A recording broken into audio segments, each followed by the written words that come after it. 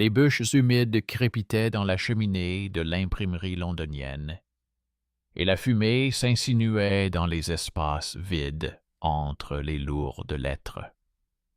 Sur l'établi gisaient des feuilles encore humides de peinture noire, sur lesquelles apparaissaient des titres soignés sur les convenances pour les dames, la modestie des pas, la largeur des manches et la couleur des rubans. À l'entrée, les élèves adultes transportaient des caisses de caractères d'imprimerie, tandis que le maître, un artisan chevronné, vérifiait une nouvelle fois que les lettres ne bougeaient pas.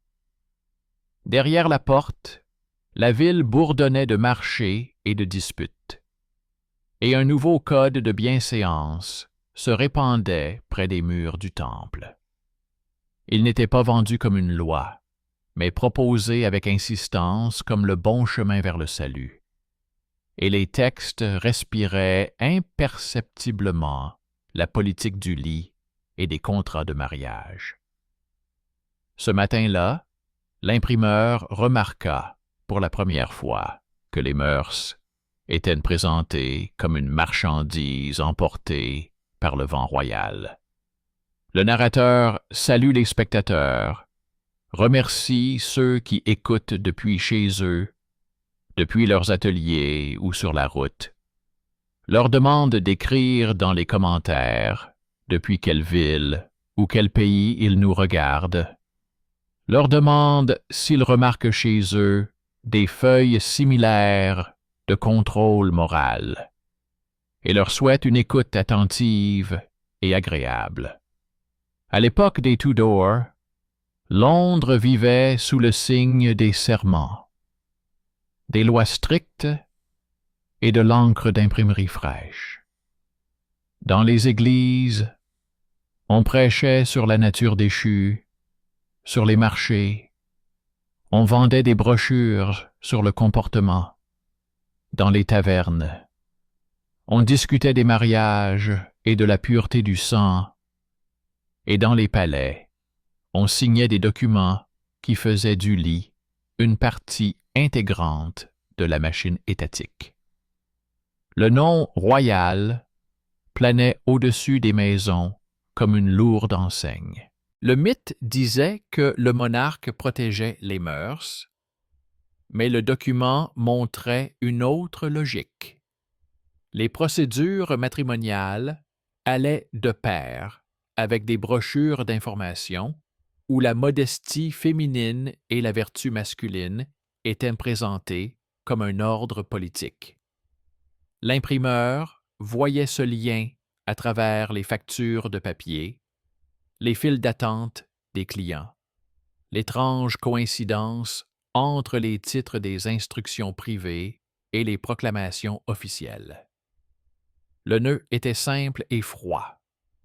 Un code de bienséance pour les dames adultes circulait dans la capitale. Il enseignait comment garder les yeux, comment couvrir ses cheveux, comment ne pas attirer les regards, comment faire preuve de modération dans ses gestes et ses vêtements. Les mots étaient prudents, mais pesants. Ils promettaient la paix de l'âme et l'ordre dans les foyers, mais l'ombre de ces lignes tombait directement sur les chambres royales, où se décidait le sort des mariages, des héritiers et des alliances. Au début, l'imprimeur se réjouissait du tirage, puis il remarqua des expressions répétitives, déjà vues dans les proclamations sur les affaires matrimoniales du monarque. Il nota au crayon dans les marges les combinaisons de mots familières et comprit que ces feuilles ne se contentaient pas de donner des conseils. Elles poussaient à la conclusion souhaitée. L'honneur de la maison se mesure à la bienveillance envers les décisions du trône. L'enquête a commencé par la langue. Dans le Code privé des convenances, Les formules de modestie coïncidaient avec les expressions utilisées dans les annonces royales sur la fidélité aux changements matrimoniaux.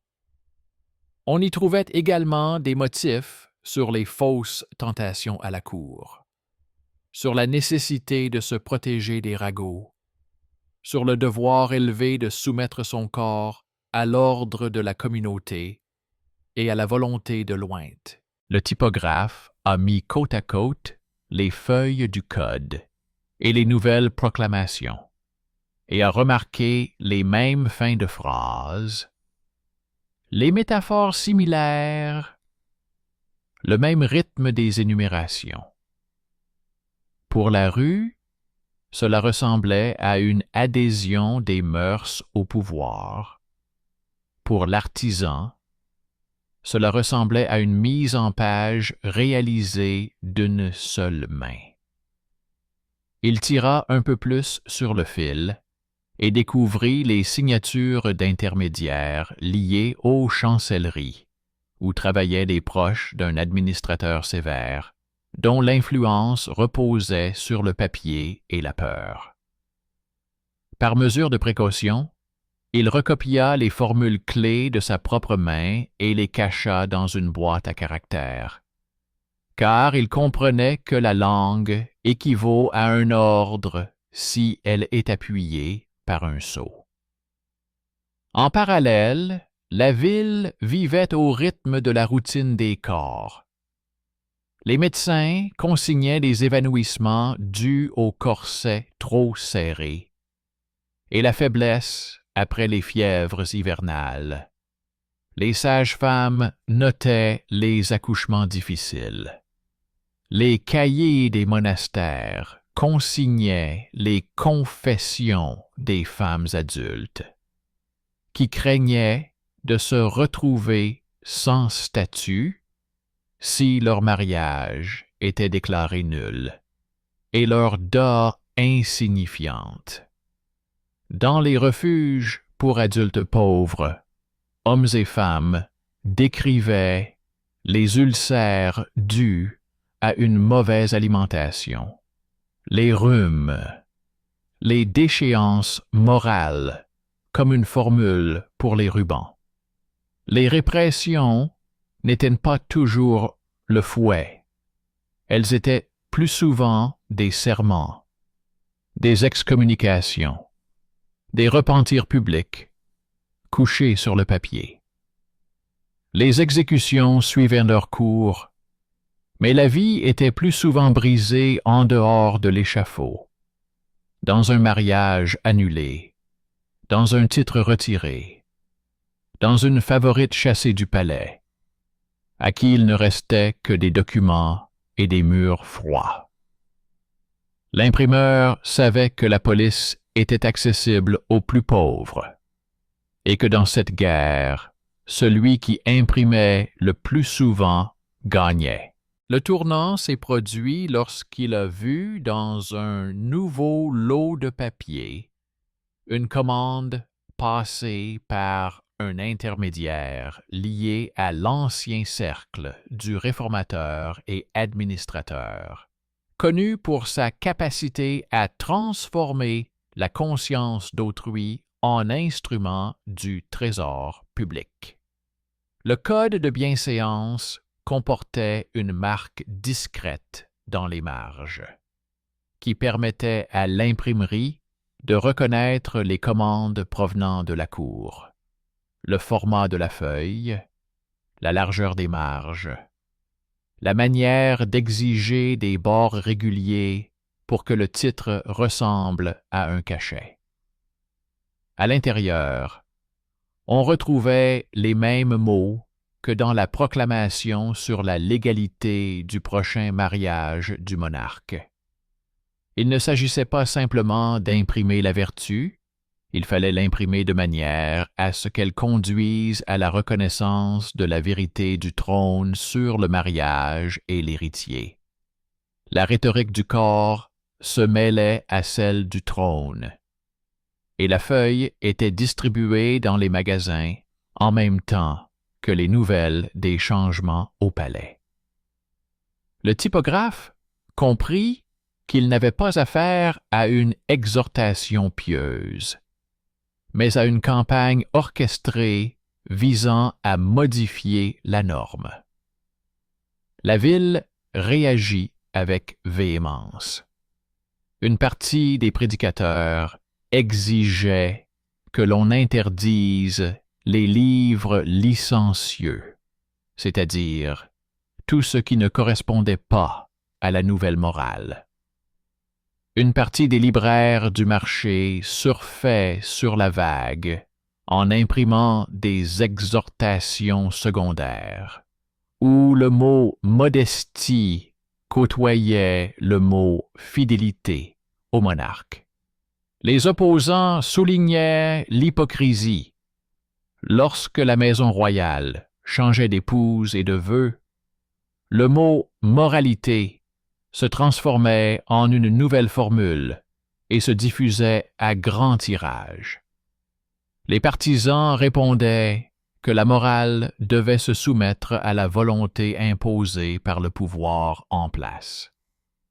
Les sanctions publiques pour désobéissance se traduisaient par des amendes, des serments et des interdictions de vendre des textes. Ceux qui tentaient d'imprimer des moqueries de rue étaient placés en détention, ce qui était consigné dans les registres de la prison, sans plus de détails. Adultes, imprimeurs, punis pour avoir troublé la paix. Ils rassemblaient les preuves avec autant de patience qu'on compose une ligne à partir de lettres éparpillées. Dans le dossier se trouvaient des coupures du code de bienséance, des copies de proclamations, des notes manuscrites avec les mêmes tournures, des factures sur papier où se trouvaient les mêmes lots pour les instructions et les annonces du palais. La conclusion était claire. Le langage de la morale privée et celui des documents royaux provenaient de la même plume. Ce n'était pas un pamphlet, mais un registre. Quand il montra le dossier aux maîtres adultes, ceux-ci répondirent prudemment et lui conseillèrent de garder le silence. Il se rendit alors dans le couloir de la loi, où l'on distinguait ce qui était une proclamation, ce qui était de l'agitation privée, ce qui était une norme légalisée. Les registres judiciaires étaient inquiétants. Ils contenaient des affaires de blasphème, de désobéissance, de traque mensonger, de diffamation du mariage et du lit conjugal. Ceux qui se brûlaient les doigts avec le texte perdaient leur atelier, leur droit d'imprimer, parfois même leur liberté. Mais il y avait des décisions où le tribunal séparait les documents privés de la loi, reconnaissant que les instructions sans le sceau royal n'avaient pas valeur d'ordre. C'est dans cet écart entre l'ordre et la propagande que se trouvait l'objectif. Si le code de bienséance s'avérait être une campagne privée, il cesserait d'être un bâton. Pendant qu'il rassemblait ces lignes, le palais était en effervescence. La dynastie changeait ses trajectoires matrimoniales, cherchait un héritier, réorganisait ses relations avec le clergé, cherchait à obtenir la bénédiction des chaires obéissantes. Les excommunications et les reconnaissances de culpabilité résonnaient haut et fort. Les têtes tombaient rarement, mais elles tombaient, et le sang noircissait l'herbe, s'inscrivant dans les annales sans détails superflus. La grande machine des mariages et des lits fonctionnait de telle sorte que la lettre privée sur les mœurs faisait partie intégrante de la conviction quant à la justesse des choix matrimoniaux. Plus l'ancienne union s'effondrait bruyamment, plus le nouveau code expliquant comment vivre son corps sans irriter le ciel était imprimé discrètement. Les opposants exigeaient de brûler les livres licencieux, c'est-à-dire tous les textes qui ne servaient pas la politique matrimoniale de la cour. Ils venaient dans les librairies et exigeaient de retirer des rayons tout ce qui ne reprenait pas les formules lancées à la cour. Ils faisaient allusion à la menace de dépravation, à la chute des mœurs féminines, aux anecdotes offensantes sur les changements matrimoniaux. La peur fonctionnait comme du kérosène. Plus on parlait de la menace, plus les gens étaient enclins à acheter les bons enseignements. Les commerçants comptaient leurs recettes et faisaient semblant de servir leur âme. L'imprimeur voyait la demande en matière de morale augmenter parallèlement aux nouvelles sur le mariage, et il considérait cette coïncidence comme un plan.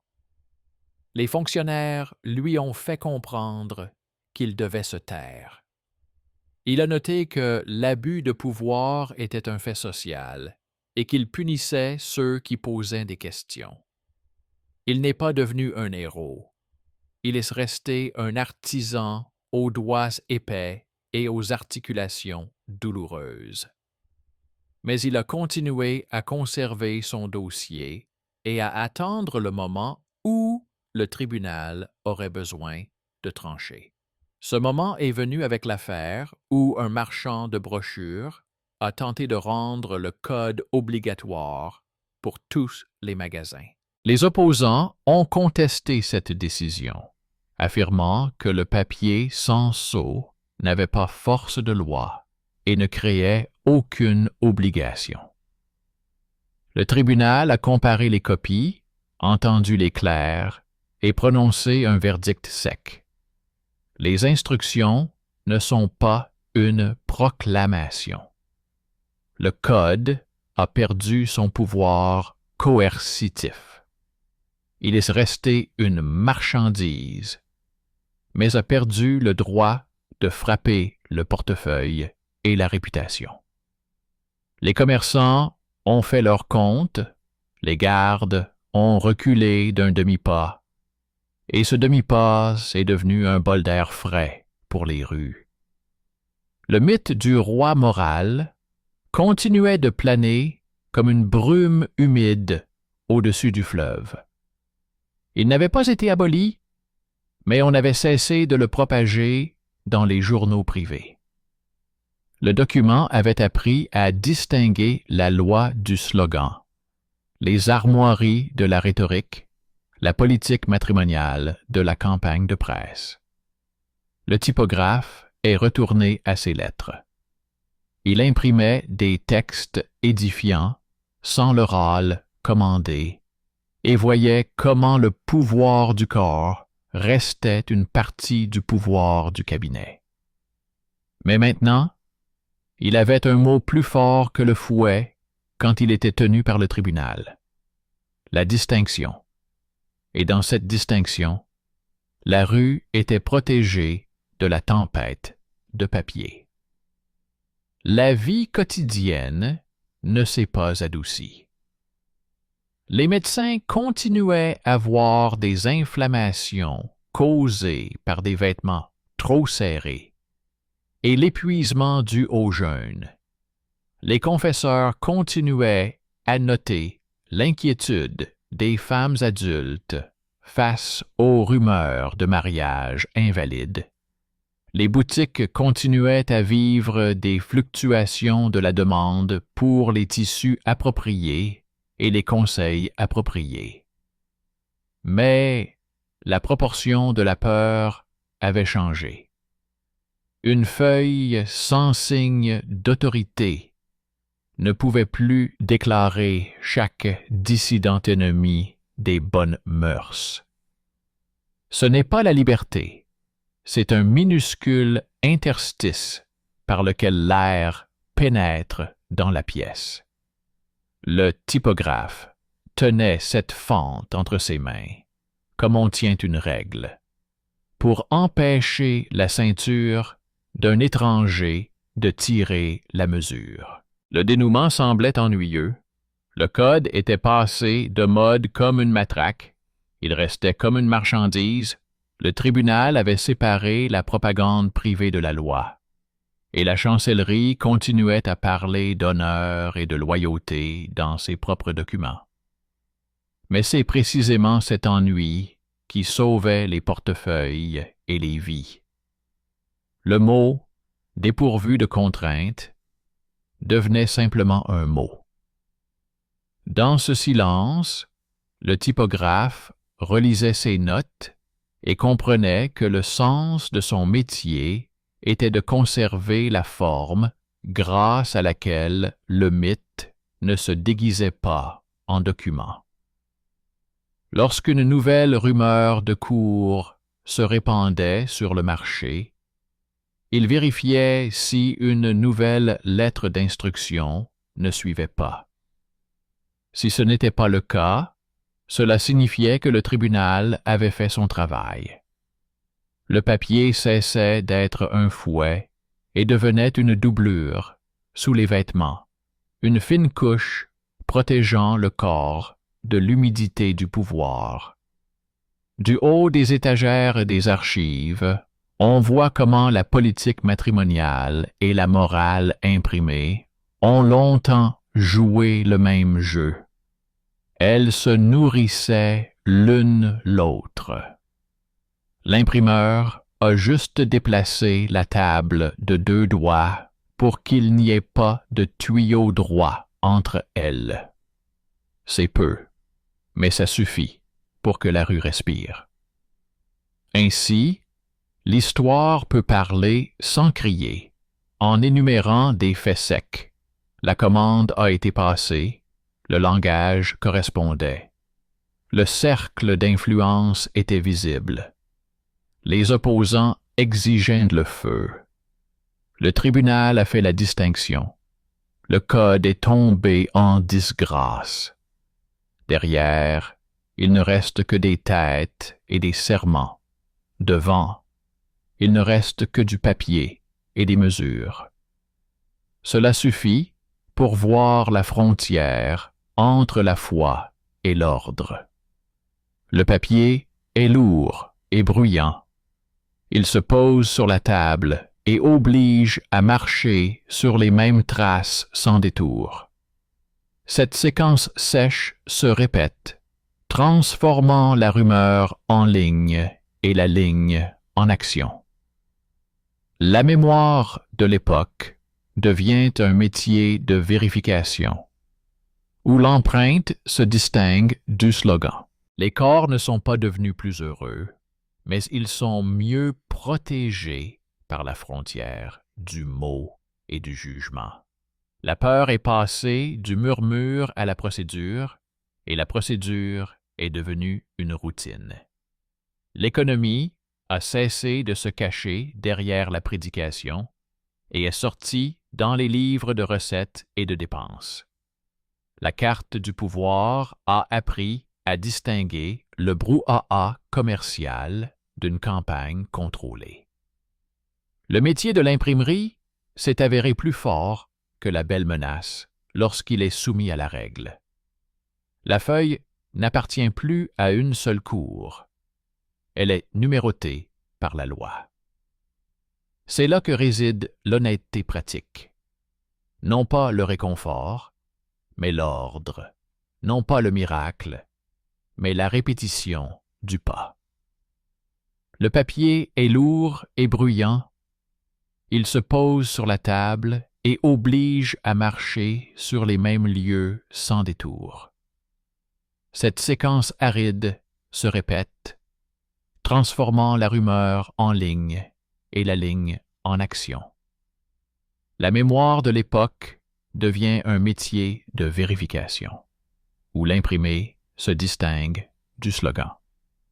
Les corps ne sont pas devenus plus heureux, mais ils sont mieux protégés par la frontière du mot et du jugement. La peur est passée du murmure à la procédure, et la procédure est devenue une routine. L'économie a cessé de se cacher derrière la prédication et est sortie dans les livres de recettes et de dépenses. La carte du pouvoir a appris à distinguer le brouhaha commercial d'une campagne contrôlée. Le métier de l'imprimerie s'est avéré plus fort qu'une belle menace lorsqu'il est régi par la règle. La feuille n'appartient plus à une seule cour. Elle est numérotée par la loi. C'est là que réside l'honnêteté pratique. Non pas le réconfort, mais l'ordre. Non pas le miracle, mais la répétition du pas. Le papier est lourd et bruyant. Il se pose sur la table et oblige à marcher sur les mêmes lieux sans détour. Cette séquence aride se répète, transformant la rumeur en ligne et la ligne en action. La mémoire de l'époque devient un métier de vérification, où l'imprimé se distingue du slogan. Les corps ne sont pas devenus plus heureux, mais ils sont mieux protégés par la frontière du mot et du jugement. La peur est passée du murmure à la procédure, et la procédure est devenue une routine. L'économie a cessé de se cacher derrière la prédication et est sortie dans les livres de recettes et de dépenses. La carte du pouvoir a appris à distinguer le brouhaha commercial d'une campagne contrôlée. Le métier de l'imprimerie s'est avéré plus fort que la belle menace lorsqu'il est régi par la règle. La feuille n'appartient plus à une seule cour. Elle est numérotée par la loi. C'est là que réside l'honnêteté pratique. Non pas le réconfort, mais l'ordre. Non pas le miracle, mais la répétition du pas. Le papier est lourd et bruyant. Il se pose sur la table et oblige à marcher sur les mêmes chemins sans détour. Cette séquence sèche se répète, transformant la rumeur en ligne et la ligne en action. La mémoire de l'époque devient un métier de vérification, où l'imprimé se distingue du slogan. Les corps ne sont pas devenus plus heureux, mais ils sont mieux protégés par la frontière du mot et du jugement. La peur est passée du murmure à la procédure, et la procédure est devenue une routine. L'économie a cessé de se cacher derrière la prédication et est sortie dans les livres de recettes et de dépenses. La carte du pouvoir a appris à distinguer le brouhaha commercial d'une campagne contrôlée. Le métier de l'imprimerie s'est avéré plus fort que la belle menace lorsqu'il est soumis à la règle. La feuille n'appartient plus à une seule cour. Elle est numérotée par la loi. C'est là que réside l'honnêteté pratique. Non pas le réconfort, mais l'ordre. Non pas le miracle, mais la répétition du pas. Le papier est lourd et bruyant. Il se pose sur la table et oblige à marcher sur les mêmes lieux sans détour. Cette séquence aride se répète, transformant la rumeur en ligne et la ligne en action. La mémoire de l'époque devient un métier de vérification, où l'imprimé se distingue du slogan. Les corps ne sont pas devenus plus heureux, mais ils sont mieux protégés par la frontière du mot et du jugement. La peur est passée du murmure à la procédure, et la procédure est devenue une routine. L'économie a cessé de se cacher derrière la prédication et est sortie dans les livres de recettes et de dépenses. La carte du pouvoir a appris à distinguer le brouhaha commercial d'une campagne contrôlée. Le métier de l'imprimerie s'est avéré plus fort qu'une belle menace lorsqu'il est soumis à la règle. La feuille n'appartient plus à une seule cour. Elle est numérotée par la loi. C'est là que réside l'honnêteté pratique, non pas le réconfort, mais l'ordre, non pas le miracle, mais la répétition du pas. Le papier est lourd et bruyant, il se pose sur la table et oblige à marcher sur les mêmes lieux sans détour. Cette séquence aride se répète, transformant la rumeur en ligne et la ligne en action. La mémoire de l'époque devient un métier de vérification, où l'imprimé se distingue du slogan. Les corps ne sont pas devenus plus heureux, mais ils sont mieux protégés par la frontière du mot et du jugement. La peur est passée du murmure à la procédure, et la procédure est devenue une routine.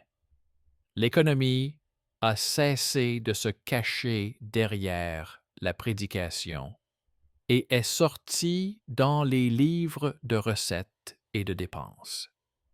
La carte du pouvoir a appris à distinguer le brouhaha commercial d'une campagne contrôlée. Le métier de l'imprimerie s'est avéré plus fort que la belle menace lorsqu'il est régi par la règle.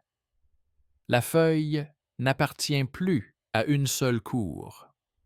Elle est numérotée par la loi. C'est là que réside l'honnêteté pratique. Non pas le réconfort, mais l'ordre. Non pas le miracle, mais la répétition du pas. Le papier est lourd et bruyant. Il se pose sur la table et oblige à marcher sur les mêmes chemins sans détour. Cette séquence sèche se répète, transformant la rumeur en ligne et la ligne en action. La mémoire de l'époque devient un métier de vérification, où l'imprimé se distingue du slogan. Les corps ne sont pas devenus plus heureux, mais ils sont mieux protégés par la frontière du mot et du jugement. La peur est passée du murmure à la procédure, et la procédure est devenue une routine. L'économie a cessé de se cacher derrière la prédication et est sortie dans les livres de recettes et de dépenses. La carte du pouvoir a appris à distinguer le brouhaha commercial d'une campagne contrôlée. Le métier de l'imprimerie s'est avéré plus fort que la belle menace lorsqu'il est soumis à la règle. La feuille n'appartient plus à une seule cour. Elle est numérotée par la loi. C'est là que réside l'honnêteté pratique. Non pas le réconfort, mais l'ordre, non pas le miracle, mais la répétition du pas. Le papier est lourd et bruyant. Il se pose sur la table et oblige à marcher sur les mêmes lieux sans détour. Cette séquence aride se répète, transformant la rumeur en ligne et la ligne en action. La mémoire de l'époque devient un métier de vérification, où l'imprimé se distingue du slogan. Les corps ne sont pas devenus plus heureux, mais ils sont mieux protégés par la frontière du mot et du jugement. La peur est passée du murmure à la procédure, et la procédure est devenue une routine. L'économie a cessé de se cacher derrière la prédication et est sortie dans les livres de recettes et de dépenses. La carte du pouvoir a appris à distinguer le brouhaha commercial d'une campagne contrôlée. Le métier de l'imprimerie s'est avéré plus fort qu'une belle menace lorsqu'il est soumis à la règle. La feuille n'appartient plus à une seule cour. Elle est numérotée par la loi. C'est là que réside l'honnêteté pratique, non pas le réconfort, mais l'ordre, non pas le miracle, mais la répétition du pas. Le papier est lourd et bruyant. Il se pose sur la table et oblige à marcher sur les mêmes lieux sans détour. Cette séquence aride se répète, transformant la rumeur en ligne et la ligne en action. La mémoire de l'époque devient un métier de vérification, où l'imprimé se distingue du slogan. Les corps ne sont pas devenus plus heureux, mais ils sont mieux protégés par la frontière du mot et du jugement. La peur est passée du murmure à la procédure, et la procédure est devenue une routine. L'économie a cessé de se cacher derrière la prédication et est sortie dans les livres de recettes et de dépenses. La carte du pouvoir a appris à distinguer le brouhaha commercial d'une campagne contrôlée. Le métier de l'imprimerie s'est avéré plus fort qu'une belle menace lorsqu'il est régi par la règle. La feuille n'appartient plus à une seule cour. Elle est numérotée par la loi. C'est là que réside l'honnêteté pratique. Non pas le réconfort, mais l'ordre, non pas le miracle, mais la répétition du pas. Le papier est lourd et bruyant. Il se pose sur la table et oblige à marcher sur les mêmes chemins sans détour. Cette séquence sèche se répète, transformant la rumeur en ligne et la ligne en action. La mémoire de l'époque devient un métier de vérification, où l'imprimé se distingue du slogan. Les corps ne sont pas devenus plus heureux, mais ils sont mieux protégés par la frontière du mot et du jugement. La peur est passée du murmure à la procédure, et la procédure est devenue une routine. L'économie a cessé de se cacher derrière la prédication et est sortie dans les livres de recettes et de dépenses. La carte du pouvoir a appris à distinguer le brouhaha commercial d'une campagne contrôlée. Le métier de l'imprimerie s'est avéré plus fort que la belle menace lorsqu'il est soumis à la règle. La feuille n'appartient plus à une seule cour. Elle est numérotée par la loi. C'est là que réside l'honnêteté pratique. Non pas le réconfort, mais l'ordre. Non pas le miracle, mais la répétition du pas. Le papier est lourd et bruyant. Il se pose sur la table et oblige à marcher sur les mêmes lieux sans détour. Cette séquence aride se répète, transformant la rumeur en ligne et la ligne en action. La mémoire de l'époque devient un métier de vérification, où l'imprimé se distingue du slogan. Les corps ne sont pas devenus plus heureux, mais ils sont mieux protégés par la frontière du mot et du jugement. La peur est passée du murmure à la procédure, et la procédure est devenue une routine. L'économie a cessé de se cacher derrière la prédication et est sortie dans les livres de recettes et de dépenses. La carte du pouvoir a appris à distinguer le brouhaha commercial d'une campagne contrôlée. Le métier de l'imprimerie s'est avéré plus fort qu'une belle menace lorsqu'il est régi par la règle. La feuille n'appartient plus à une seule cour. Elle est numérotée par la loi. C'est là que réside l'honnêteté pratique. Non pas le réconfort, mais l'ordre. Non pas le miracle, mais la répétition du pas. Le papier est lourd et bruyant. Il se pose sur la table et oblige à marcher sur les mêmes lieux sans détour. Cette séquence aride se répète, transformant la rumeur en ligne et la ligne en action. La mémoire de l'époque devient un métier de vérification, où l'imprimé se distingue du slogan. Les corps ne sont pas devenus plus heureux, mais ils sont mieux protégés par la frontière du mot et du jugement. La peur est passée du murmure à la procédure, et la procédure est devenue une routine.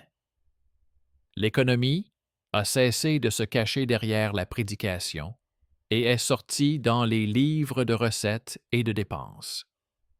La carte du pouvoir a appris à distinguer le brouhaha commercial d'une campagne contrôlée. Le métier de l'imprimerie s'est avéré plus fort qu'une belle menace lorsqu'il est régi par la règle. La feuille n'appartient plus à une seule cour. Elle est numérotée par la loi. C'est là que réside l'honnêteté pratique. Non pas le réconfort, mais l'ordre. Non pas le miracle, mais la répétition du pas. Le papier est lourd et bruyant. Il se pose sur la table et oblige à marcher sur les mêmes chemins sans détour. Cette séquence sèche se répète, transformant la rumeur en ligne et la ligne en action. La mémoire de l'époque devient un métier de vérification, où l'imprimé se distingue du slogan. Les corps ne sont pas devenus plus heureux, mais ils sont mieux protégés par la frontière du mot et du jugement.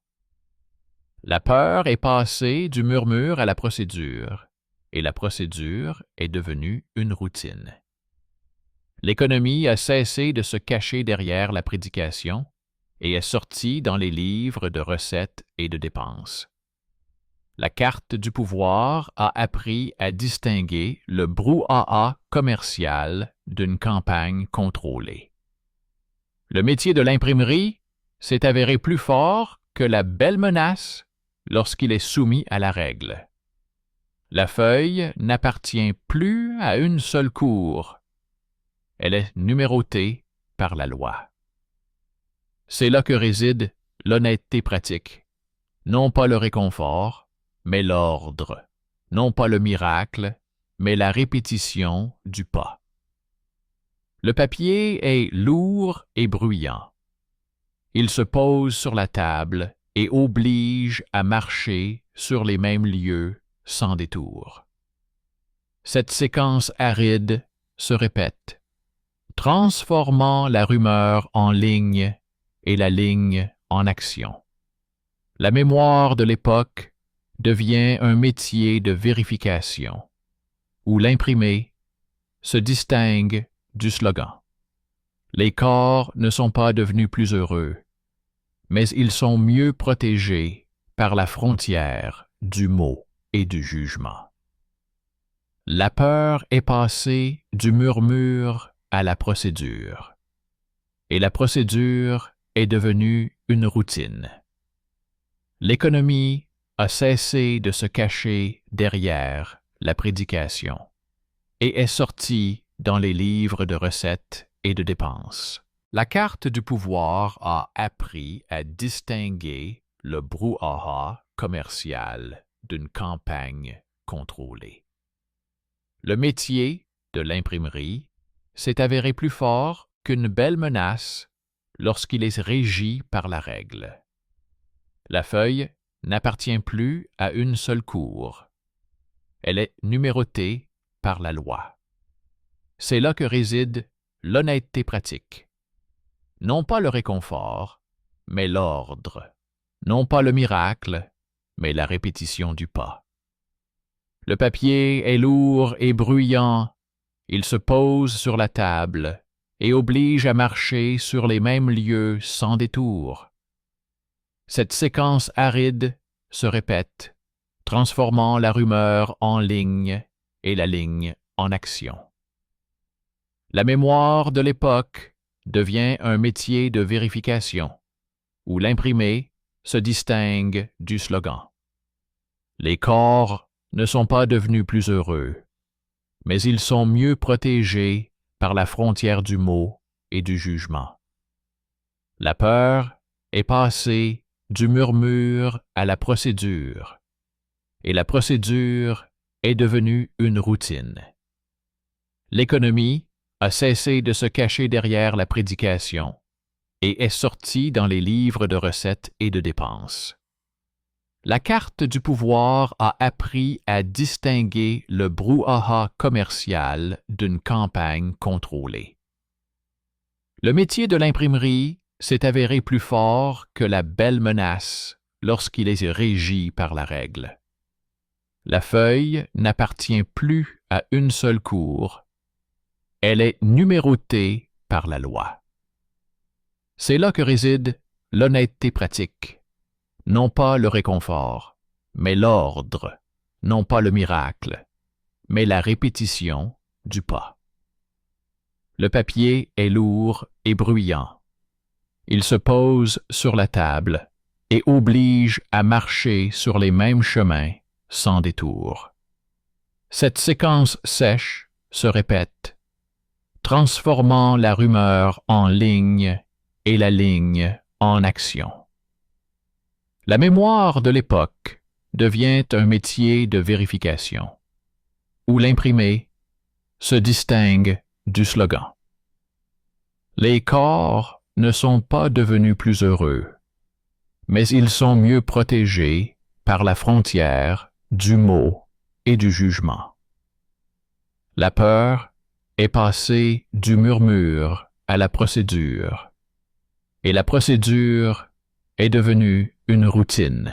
L'économie a cessé de se cacher derrière la prédication et est sortie dans les livres de recettes et de dépenses. La carte du pouvoir a appris à distinguer le brouhaha commercial d'une campagne contrôlée. Le métier de l'imprimerie s'est avéré plus fort que la belle menace lorsqu'il est soumis à la règle. La feuille n'appartient plus à une seule cour. Elle est numérotée par la loi. C'est là que réside l'honnêteté pratique. Non pas le réconfort, mais l'ordre. Non pas le miracle, mais la répétition du pas. Le papier est lourd et bruyant. Il se pose sur la table et oblige à marcher sur les mêmes lieux sans les contourner. Cette séquence aride se répète, transformant la rumeur en ligne et la ligne en action. La mémoire de l'époque devient un métier de vérification, où l'imprimé se distingue du slogan. Les corps ne sont pas devenus plus heureux, mais ils sont mieux protégés par la frontière du mot et du jugement. La peur est passée du murmure à la procédure, et la procédure est devenue une routine. L'économie a cessé de se cacher derrière la prédication et est sortie dans les livres de recettes et de dépenses. La carte du pouvoir a appris à distinguer le brouhaha commercial d'une campagne contrôlée. Le métier de l'imprimerie s'est avéré plus fort qu'une belle menace lorsqu'il est soumis à la règle. La feuille n'appartient plus à une seule cour. Elle est numérotée par la loi. c'est là que réside l'honnêteté pratique. Non pas le réconfort, mais l'ordre. Non pas le miracle, mais la répétition du pas. Le papier est lourd et bruyant. Il se pose sur la table et oblige à marcher sur les mêmes lieux sans détour. Cette séquence aride se répète, transformant la rumeur en ligne et la ligne en action. La mémoire de l'époque devient un métier de vérification, où l'empreinte se distingue du slogan. Les corps ne sont pas devenus plus heureux, mais ils sont mieux protégés par la frontière du mot et du jugement. La peur est passée du murmure à la procédure, et la procédure est devenue une routine. L'économie a cessé de se cacher derrière la prédication.